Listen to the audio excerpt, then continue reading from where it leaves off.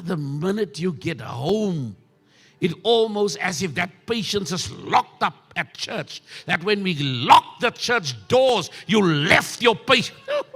You left your patience at church. Why? Because we have not learned to be patient with ourselves. What does it mean to be patient with yourself? It means to be patient with yourself is moet nie jou gou opruk vir nonsens nie.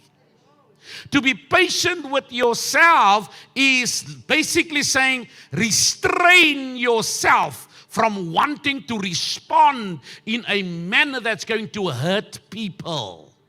And the problem in the church is that too many people, because they are not patient with themselves, by pulling back and holding back that which they have on their mind, because they're not patient with themselves, they're not patient with others, en hulle wil vir almal in die kerk stink vertel. But not in this church.